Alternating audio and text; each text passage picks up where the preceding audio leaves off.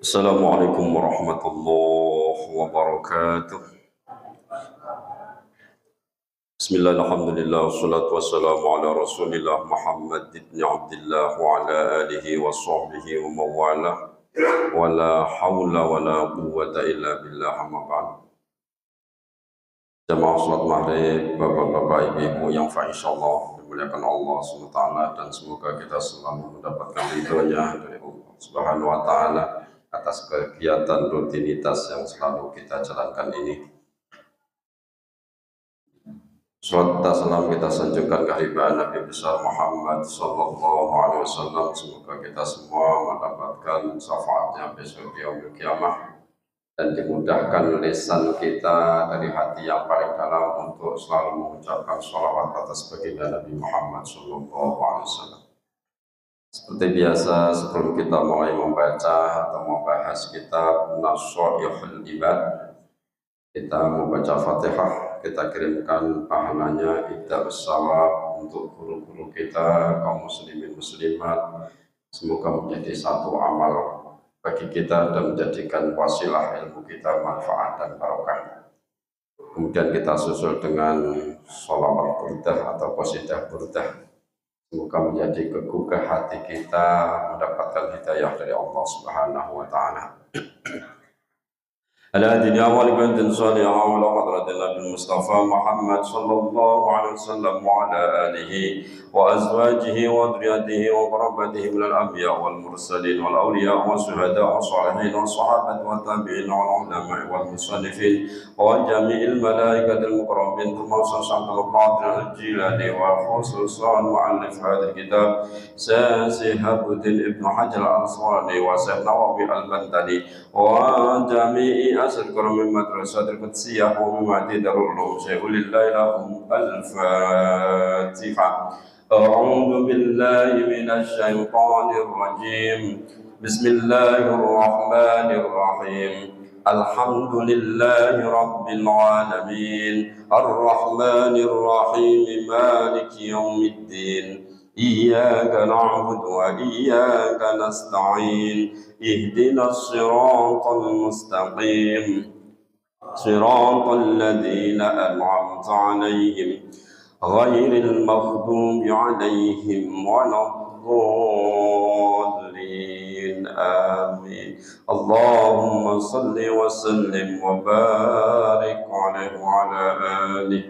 يا رب بالمصطفى بلغ مقاصدنا واغفر لنا ما مضى يا واسع الكرم.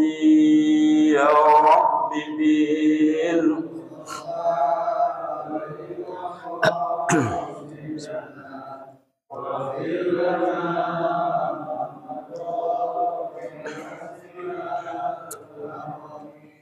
أمن تذكر جيران بذي سلم مزجت دمعا جرى من مقلة بدمي. يا رب بلغ مقاصدنا واغفر لنا ما مضى. محمد سيد الكونين والثقلين والفريقين من عرب ومن عجم. يا رب بلغ مقام واغفر لنا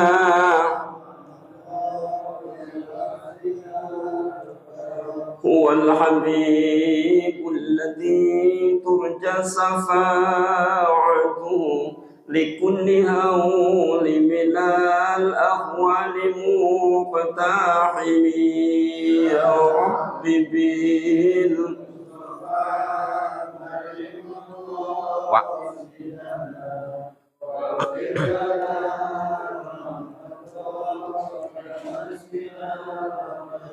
مولاي صل وسلم دائما أبدا على الحبيب كخير خلق كلهم يا رب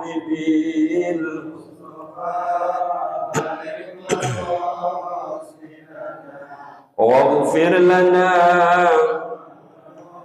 يا واسعا يا أرحم الراحمين يا أرحم الراحمين يا أرحم الراحمين فرج على المسلمين يا رب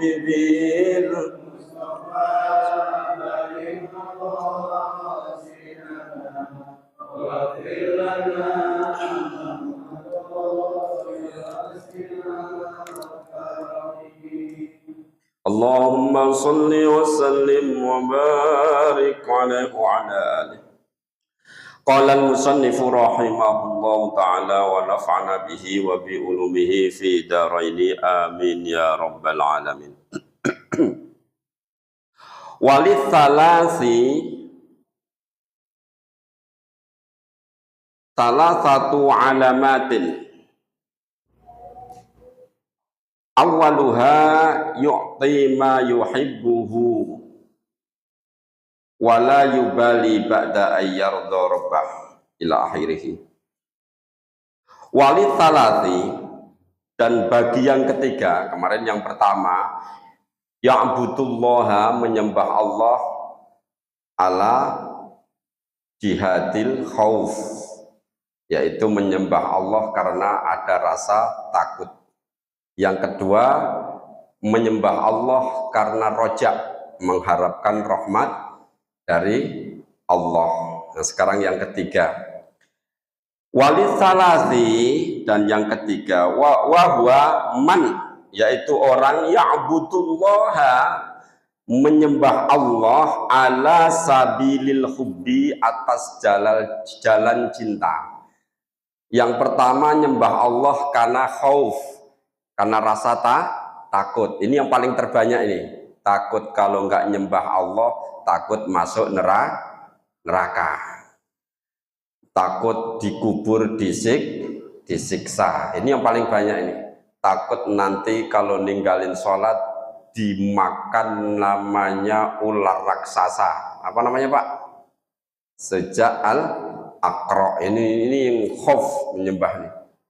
Yang kedua, menyembah Allah karena rojak, mengharapkan rahmat Allah, supaya kita kalau nyembah Allah itu bisa dapat kemuliaan, masuk surganya Allah Subhanahu wa ta'ala. Nah, yang ketiga ini tingkatan yang paling high class nih. Tingkatan paling tinggi. Menyembah Allah karena rasa cinta terhadap Allah. Nah, ini kayaknya kita masih jauh. Karena nyembah kita kepada Allah itu belum karena rasa cinta, tadi masih karena rasa takut. Kita nyembah kepada Allah itu mengharapkan rahmat, masuk surganya Allah. Lah kalau yang menyembah Allah karena cinta itu salatu alamatin, ada 3 tanda. 3 tanda orang ini menyembah Allah karena hubun, karena cinta, karena mahabbah. Awaluha, yang pertama, yukti ma yuhibbuhu, yaitu memberikan apa-apa yang dia cintai, memberikan sesuatu yang dia cintai. Yukti ma yuhibbuhu, memberikan apapun yang dia cintai karena Allah. Yang kalau dia ngasih orang itu bukan barang sisa, mohon maaf nih, ngasih itu masih barang itu masih sangat dicintai ya. Makanya paling mudah ngasih itu bukan baju, bukan apa Pak kira-kira yang kita cintai, yang mesti kita cintai? Hah? Makanan kadang sisa kita nggak habis baru dikasih.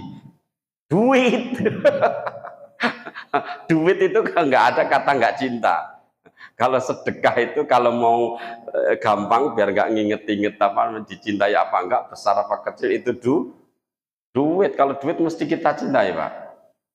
Kalau kita ngasih baju, kadang baju masih grace, Pak, masih bagus, cuman coraknya udah nggak seneng, modelnya ketinggalan, baru nggak cocok. Ini kasihin aja nih Pak Ustadz Taufik, kayak pantas tuh kayak gitu. Karena apa? Karena aku udah nggak cocok. Dua, karena warna. Sudah modelnya udah bagus, tapi warnanya warna kakek-kakek umpamanya. Padahal baru beli. Itu namanya belum mayuhibbu. Yukti mayuhibbu belum itu. Itu karena kita ngasihnya karena kita nggak suka. Lah ini yang kita kasihkan ke orang, barang itu yang kita cintai. Ini yang susah Pak, bener. Bener. Makanya Rasulullah tuh ngasih contoh. Pernah Rasulullah pulang dari jahitin baju. Kalau kita tukang jahit lah, itu membawa baju habis dijahit, terus ada pengemis, ada orang dah bukan pengemis, nanya, ya Rasulullah engkau bawa apa? Namanya Rasulullah itu orangnya sangat jujur. Ini saya bawa baju baru dijahitin, dilihat bagus ya Rasulullah, kamu mau kasih Pak. Padahal belum dicoba, belum diapa. Orang mau langsung kasih. Wah ini kalau kita belum Pak, belum kelasnya, saya bilang masih jauh, masih jauh. Kadang kita udah nggak begitu seneng gitu ya, tapi anak kita masih seneng, kita aja nggak mau ngasih, mau berat. Wama dan apa-apa yu'izu alaihi liyanalal birro, dan apa-apa yang menjadikan mulia kita diberikan juga kepada orang liyana lal birro, mengharapkan mendapatkan kebaikan. Bukan cuman ini sesuatu yang jadikan kita mulia. Wah, kalau dilihat orang tuh jadi mentereng. Apa kira-kira sekarang? Motor, mobil, HP. Ini wah, handphonenya yang apa yang sekarang kelas-kelas atas 10 juta itu. Wah, iPhone.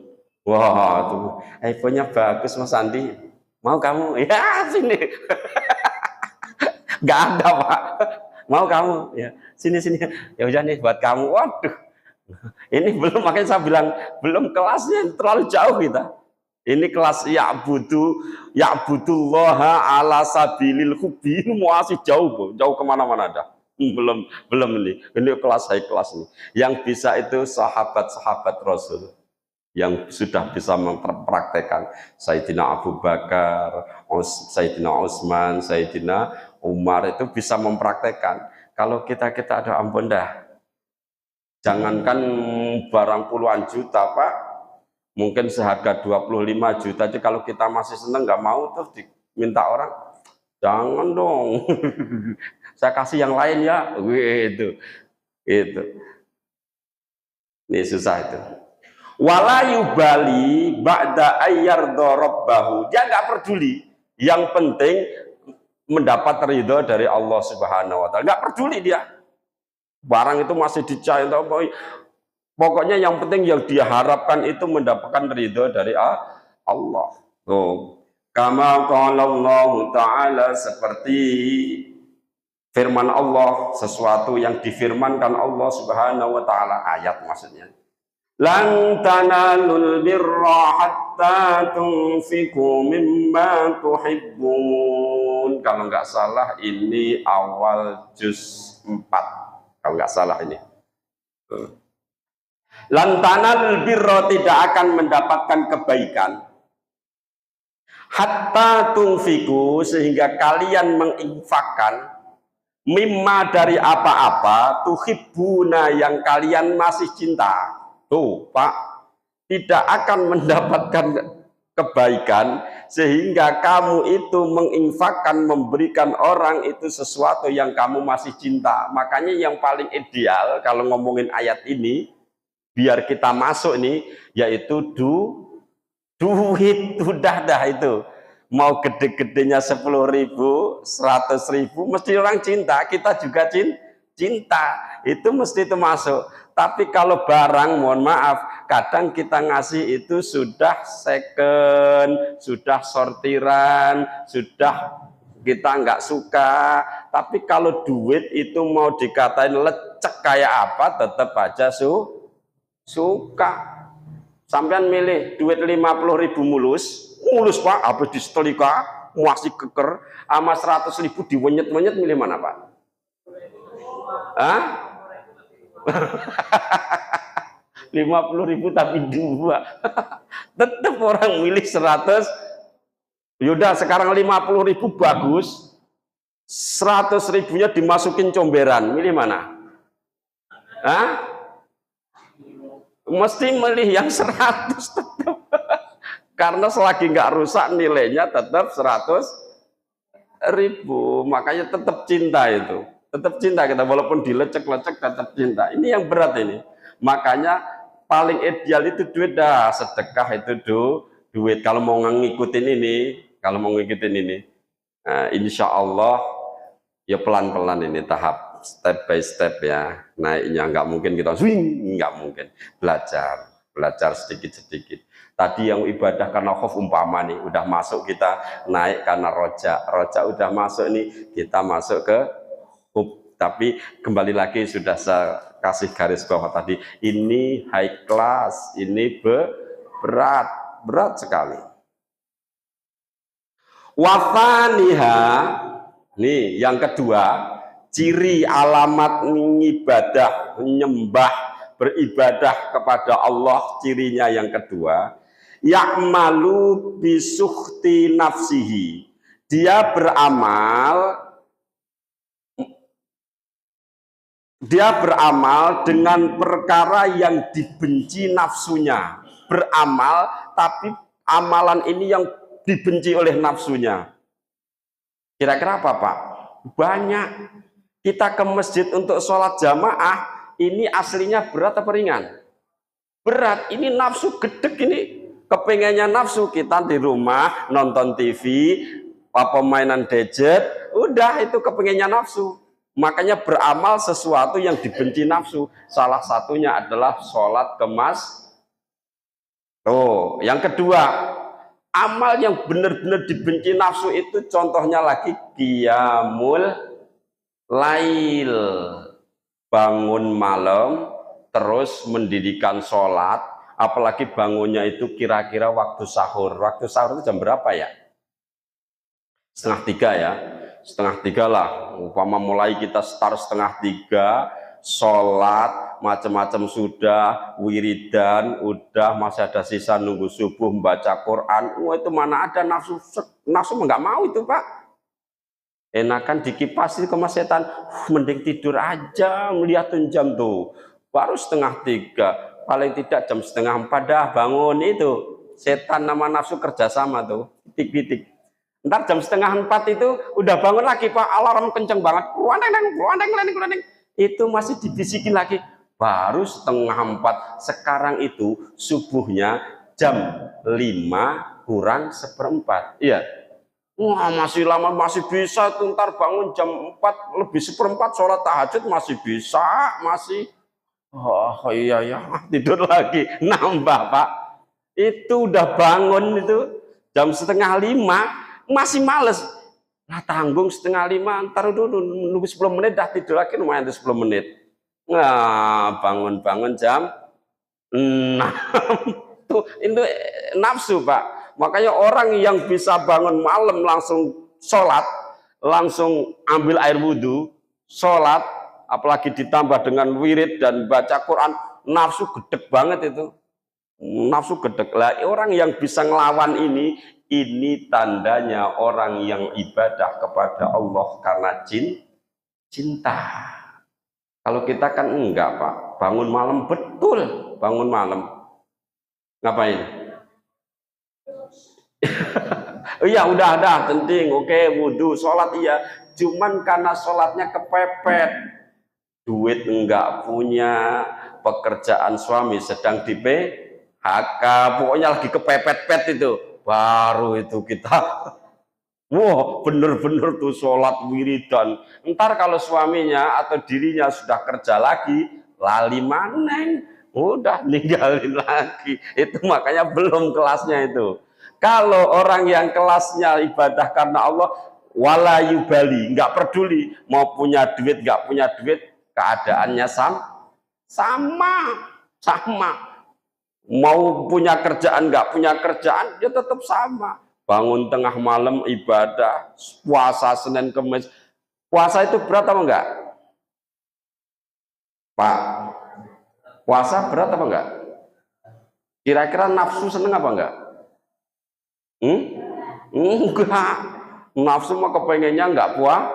Kita bisa merangin, saya harus puasa. Ini hari Senin, lahirnya baginda Nabi Muhammad Shallallahu Alaihi Wasallam. Puasa. Hari Kamis ini harus puasa. Karena di hari ini amal laporan mingguan disetorkan kepada Allah. Puasa. Luar biasa Pak, bisa merangin gitu. Cuman kan kebanyakan kita enggak. Puasa yang paling getol itu kalau puasa wajib. Padahal paling tidak ini haknya kita itu puasa, cuman ngingetin. Paling tidak sebulan itu 3 hari. Boleh mau Senin Kemis boleh, atau puasa yaumul bid. Paling tidak haknya itu didatengin sebulan, puasa sunnah itu 3 hari dalam 1 bulan. Ringan apa berat? Berat, berarti masih nafsu lagi.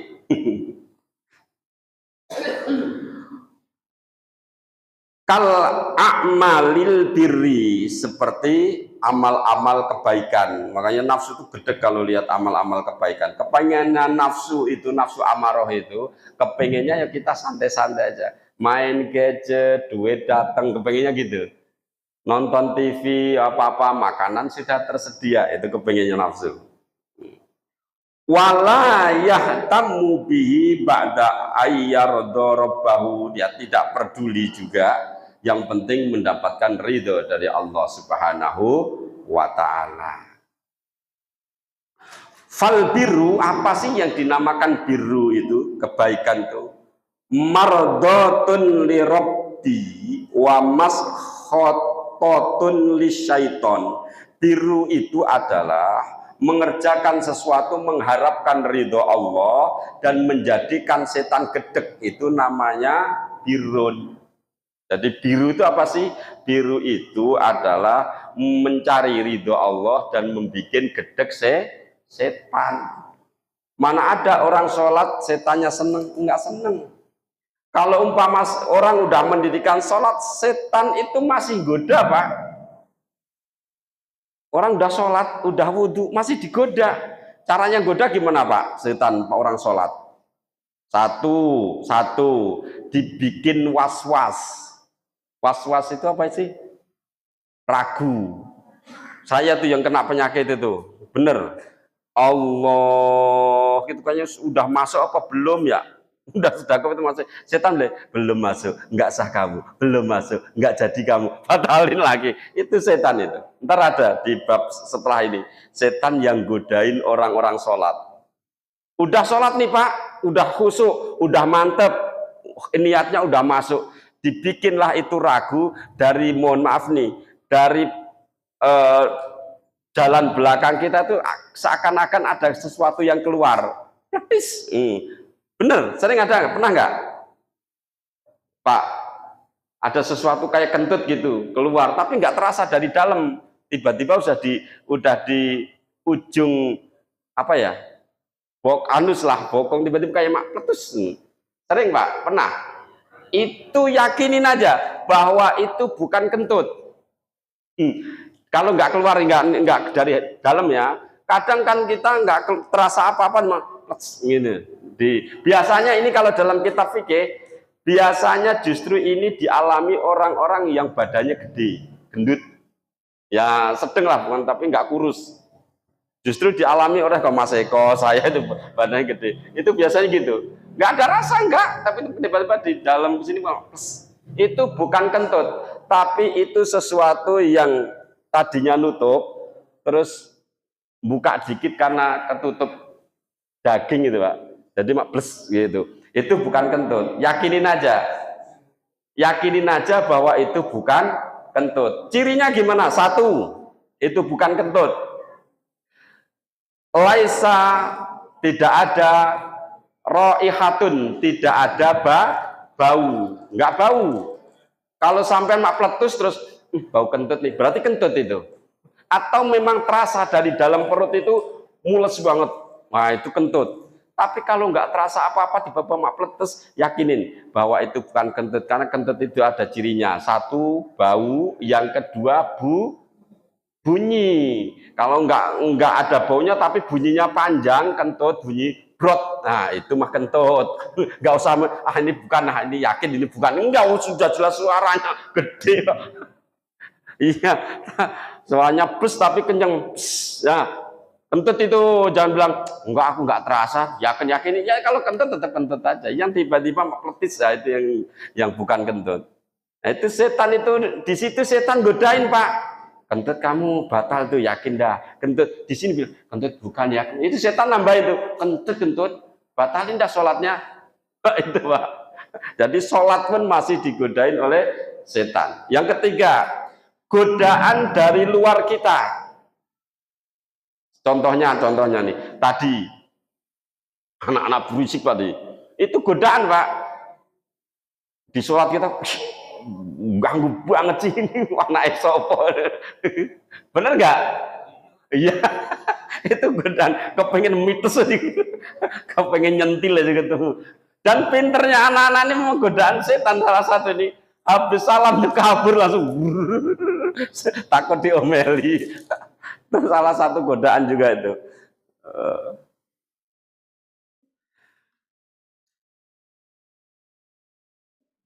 Sampai mana tuh? Apa namanya? Biru ya. Kama fil hadisi, seperti keterangan dalam hadis baginda Rasul sallallahu alaihi wasallam, sabda baginda Rasul. Rasulullah ngajari doa kita.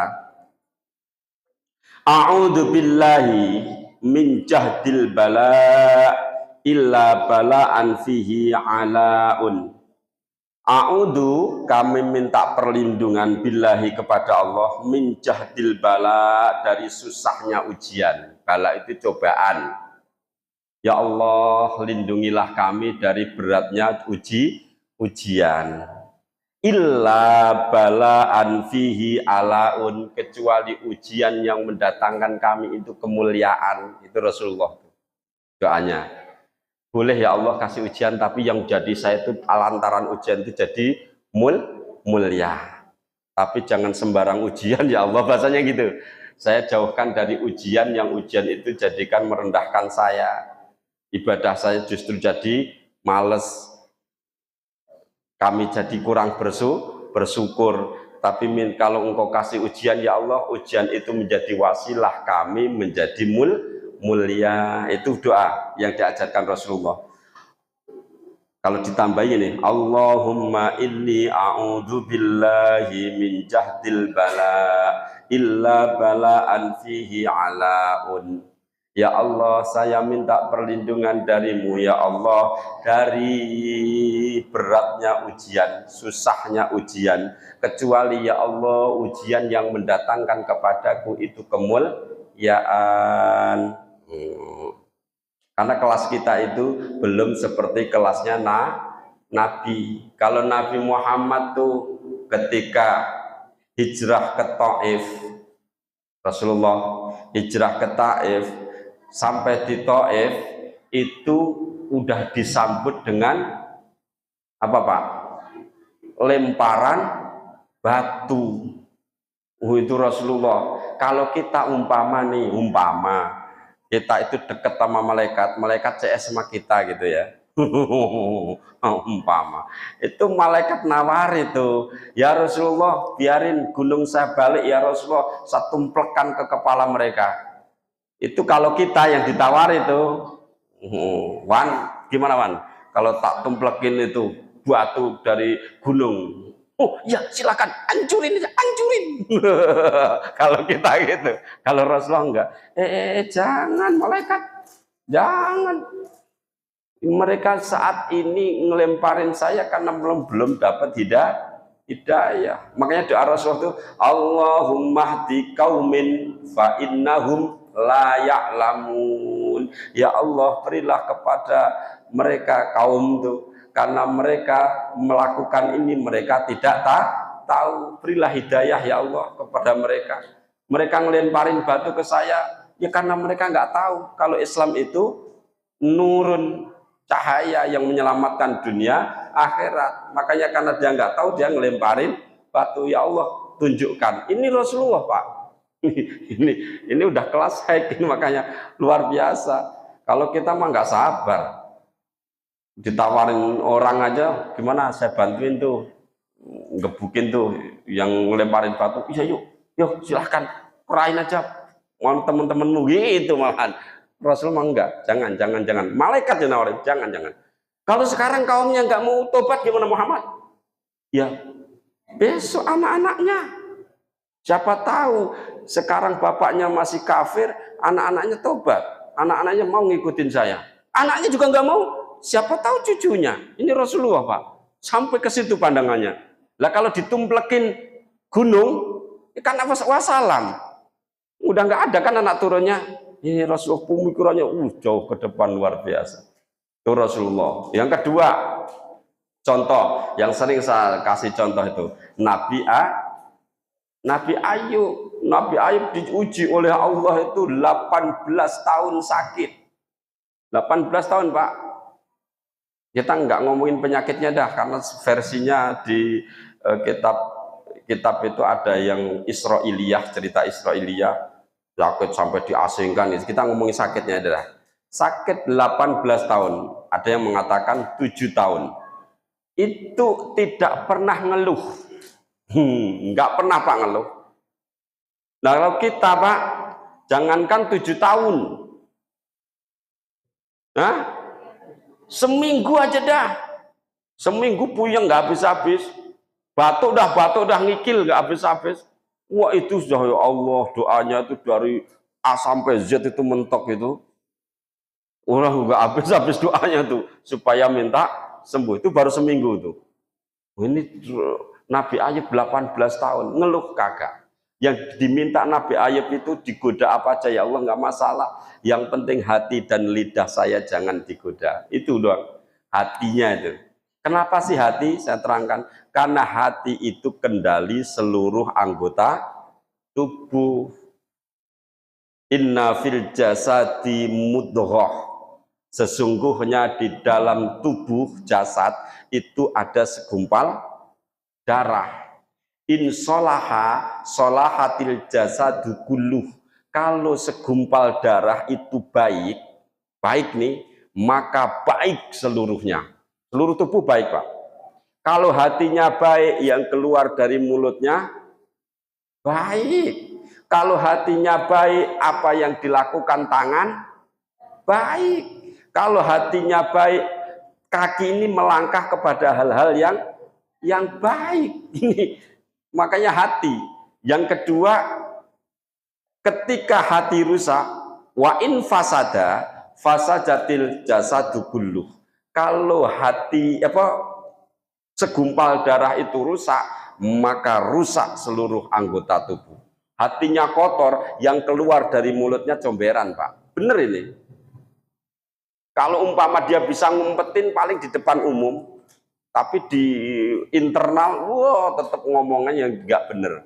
Ini kalau hatinya sudah kotor. Yang dilakukan perbuatannya juga ikut kotor. Makanya kendali itu ada di hati. Kalau hati kita bagus, maka bagus. Makanya dalam Al-Quran itu dijelaskan, yaumala yang fa'umalu wala banun illa man atallaha biqalbin salim. Besok di hari kiamat itu harta dan anak-anak tidak bisa menyelamatkan kita. Yang bisa menyelamatkan kita adalah qalbun salim, hati yang selamat. Hati yang selamat adalah hati yang baik. Tuh Pak.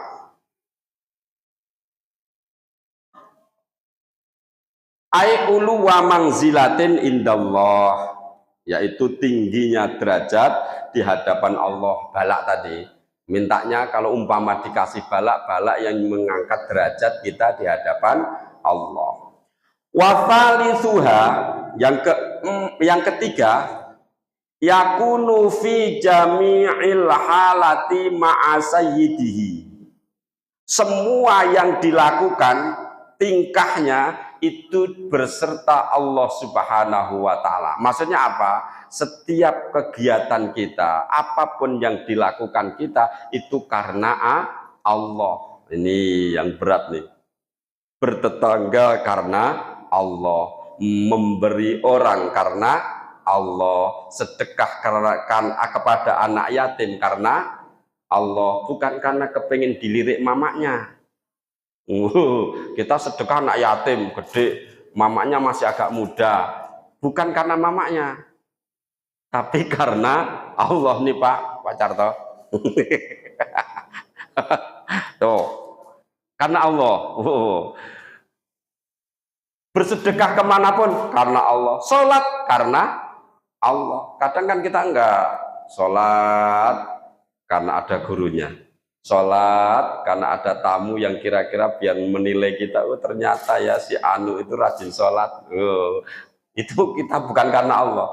Jadi semua tingkahnya karena Allah. Fi amrihi wa nahihi, dengan menjalankan perintah-perintah Allah dan menjauhi larangannya, yang dicegah karena Allah, mencegah kemaksiatan karena Allah. Tapi setidak-tidaknya boleh Pak, kita itu menjauhi maksiat karena malu, nggak apa-apa, karena al-haya'u minal iman. Kita berpikirin contoh-contohnya, contoh kecil. Ada sesuatu yang seharusnya bisa kita lakukan, umpamanya ada handphone, apa ada duit segepok ini, kita ambil apa enggak ya? Duit ini kita ambil apa enggak ya? Di dalam pikiran kita, ambil nggak ada orang tahu, gitu kan? Nggak ada orang tahu itu. Tapi dalam satu sisi, saya kalau ngambil nanti ketahuan orang, waduh nama saya hancur. Itu boleh gitu juga. Tapi tadi tidak dapat pahala. Tapi kalau kita tidak ngambilnya karena Allah, insya Allah dapat pahala. Tapi itu sudah bagus, termasuk takut menghancurkan muruah kita. Itu termasuk sudah bagus. Walaupun nilainya nggak setinggi karena Allah. Saya kalau berbuat umpama nih, saya selingkuh, berbuat zina, waduh kayak apa ini saya ya. Jangankan di hadapan Allah, di hadapan manusia aja udah hancur. Itu juga bagus pertimbangan itu. Tapi usahakan pertimbangan itu semua karena Allah. Itu paling aman. Makanya pesan yang saya terangkan dan saya ucapkan kalau khutbah, ittaqillaha haitsuma kunta. Takutlah kamu kepada Allah, takwalah kamu kepada Allah dimanapun dan kapanpun kamu berada. Itu aman itu. Mau di masjid karena Allah, mau di pasar ada Allah, mau di kantor ada Allah, di rumah ada Allah, di jalan ada Allah, udah aman, selamat kalau karena Allah. Tapi kalau karena manusia bisa Pak, di pasar banyak orang nggak berani, ketika sendiri orang nggak ada berani, itu karena manusia, bisa terjadi. Ini bahaya. Jadi kalau didasarkan semua karena Allah, sudah aman. Fala yakunu mukhalifan lidzalika, maka orang itu tidak berlawanan dengan apa-apa yang sudah diperintahkan Allah dan melawan perkara yang dilarang Allah, alias mengikuti nafsu. Berapa menit, Wan? 3 menit. Mungkin ada yang perlu dibahas, 3 menit lumayan. Kalau nggak ada, kita lanjutkan ke makalah selanjutnya. Karena ini sudah selesai makalah yang kedua dari bab 9. Ada? Wal maqalatu tsalitsatu, makalah yang ketiga. Qala Umaru radhiyallahu anhu, telah berkata Sayyidina Umar radhiyallahu anhu, Sayyidina Umar, sahabat Nabi, khalifah yang keberapa? Kedua setelah Sayyidina Abu Bakar. Bukan Abu Kasidi, bukan, Abu Bakar. Inna duryata syaiton, sesungguhnya duriyah seton, anak-anaknya setan, keturunannya setan, ay aulada iblis, yaitu keturunannya iblis. Iblis itu anak turunnya banyak. Iblis itu siapa? Ismuhu Azazil. Iblis itu asli namanya siapa? Azazil. Jadi iblis sebelum dia ingkar kepada Allah, sebelum dia melawan Allah, sebelum dia dilaknat oleh Allah, itu namanya dulu Azazil. Namanya bagus Pak, Azazil. Setelah dia berani ngelawan Allah, baru disebut iblis. Iblis. Zaman kalau ngatain orang nggak boleh ya Pak, dasar iblis. Jangan. Apalagi anaknya sendiri saking gedeknya, wah anak iblis, berarti kamu ngaku iblis. Karena anaknya dimarahi, dasar anak iblis. Lah bapaknya siapa? Oh bapaknya saya ya. Oh nggak boleh, makanya jangan ngatain orang iblis. Ini duriyahnya iblis itu tis'atun, ada 9. Duriyahnya iblis, anak turunnya iblis itu ada 9 golongan, ini bukan 9 biji, bukan. Yang pertama Zalaitun, namanya Zalaitun. Oh, jangan punya anak namanya Zalaitun, anaknya iblis. Punya anak, bagus banget ini. Siapa namanya? Zalaitun, Siti Zalaitun. Mula itu anaknya iblis. Jangan.